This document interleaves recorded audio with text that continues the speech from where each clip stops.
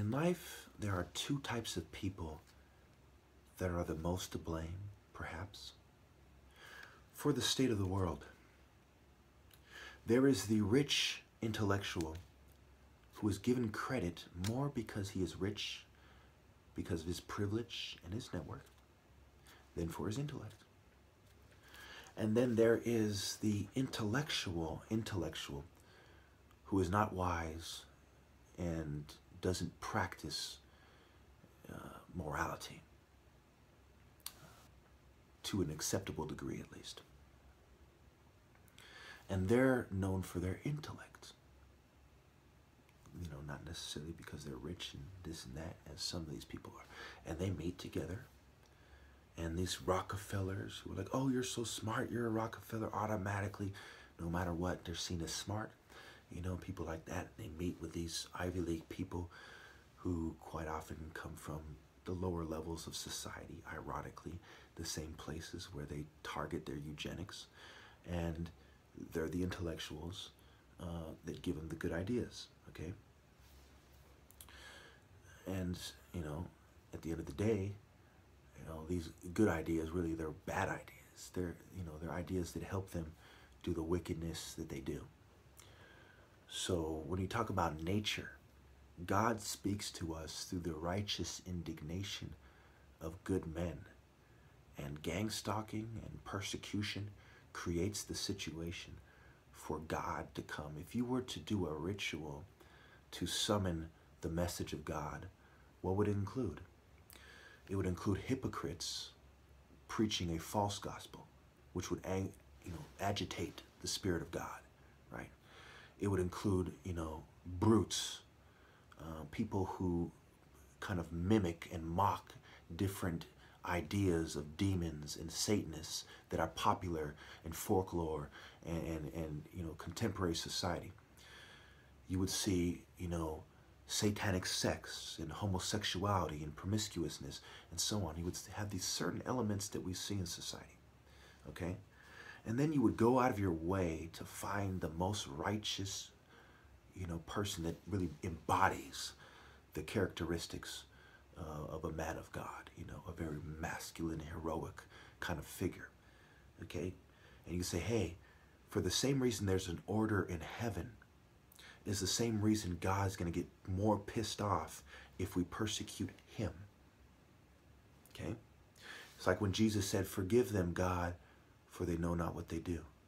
He was saying that about himself because there's this order, and doing that to him is more wrong than doing that to a different innocent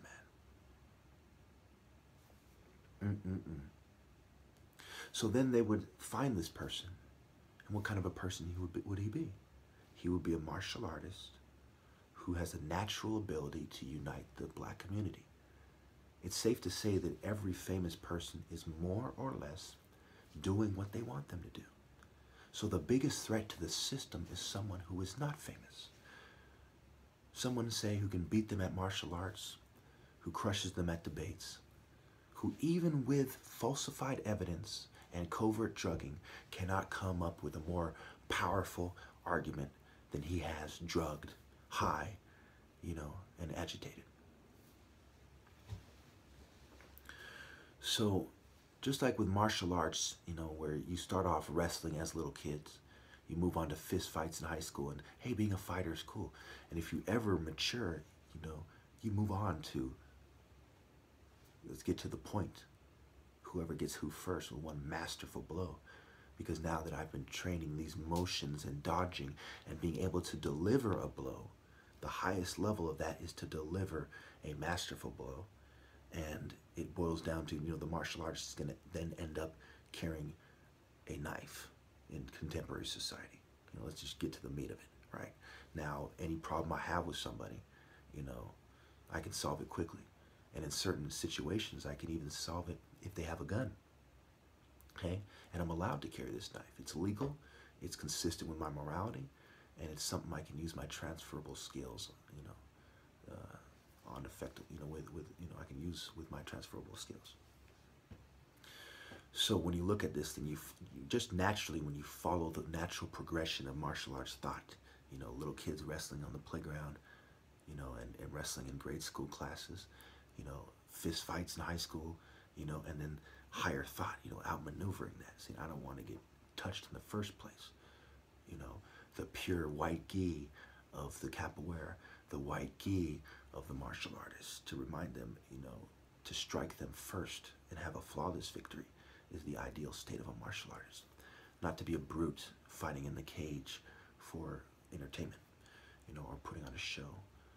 So when you truly analyze this thing, yes, what they're doing is a satanic ritual, including satanic perspectives of martial arts, Luciferian martial arts, and they're seeking to usurp the natural authority of the people chosen by God, such as myself, with their Luciferian imitation of taking authority. And of course, they back it up with their technology.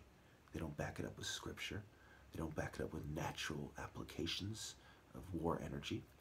They back it up with technology, that which is unnatural, artificial, and when put in context is meaningless and empty, just like their philosophies and lives. The righteous man is the wise man.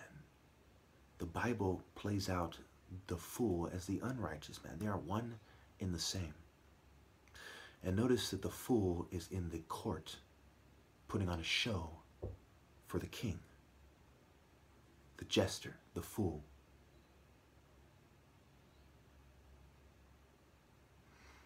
But the wise man is speaking out against the king in a rural area somewhere, with traitors in his midst, no doubt. But he knows who they are.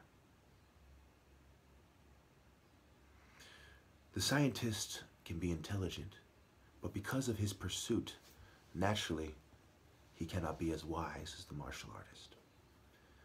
The best way to aid society, to give them what they need, is to be a martial artist.